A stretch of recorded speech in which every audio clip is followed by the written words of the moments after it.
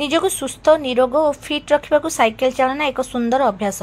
प्रधानमंत्री fit India अभियान तथा निजको सुस्थ रखापी योग प्राणायाम भली साइकेल चालन में सामिल होगा आह्वान देते पुरी लोकसभा सांसद डाक्टर संबित पात्र। रविवार स्वायत्त शासन दिवस और जातीय क्रीड़ा दिवस 3 दिनिया कार्यक्रम अंतिम दिवस में एक विशाल साइकेल शोभायात्रा पुरी पौरपालिका और क्रीड़ा कार्यालय पक्षर अनुष्ठित होता। यह उद्घाटन कर सांसद डाक्टर पात्र प्रत्येक किछि ना किछि कार्यकलाप मध्य निजको फिट रखा उचित। चलित वर्ष सेप्टेम्बर 21 आरंभ होता सांसद खेल महोत्सव पर पंजीकरण करने से समस्त को परामर्श देते।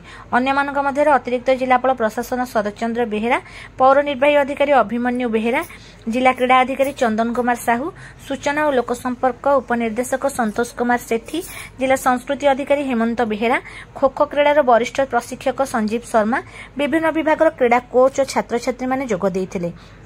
एही शोभायात्रा तालबुणिया स्पोर्ट्स कम्प्लेक्स ठारू बाहरी सिटी रोड दे गांधी पार्क ठारे पहुंचीथिला।